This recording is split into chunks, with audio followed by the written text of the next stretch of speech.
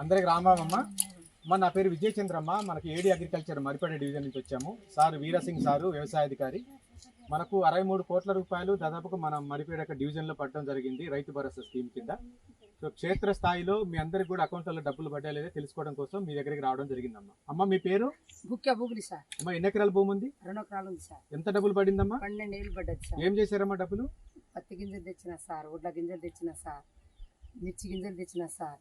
ఆ కట్టు టైం ఏది పడ్డది సార్. ఆ పడకుంటే మనం వడ్డీతో తెచ్చేది సార్. 300 సావుకారు నుంచి 3 రూపాయలు 2 రూపాయలు వడ్డీతో తెచ్చేది సార్. సావుకారు తెచ్చినాం సార్.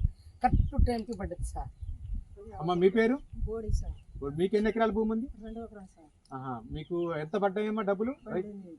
12,000 రూపాయలు రైతు భరోసా డబ్బులు పడ్డాయమ్మా మీకు. సో ఇక్కడ మనకు దుబ్బతండ గ్రామంలో ఎక్కువ ట్రైబల్ పాపులేషన్ ఉంది. సో ఇక్కడ అందరి అకౌంట్లలో డబ్బులు పడ్డాయని చెప్పేసి వాళ్ళందరూ కూడా హర్షం అనేది వ్యక్తం చేస్తూ ఉన్నారు.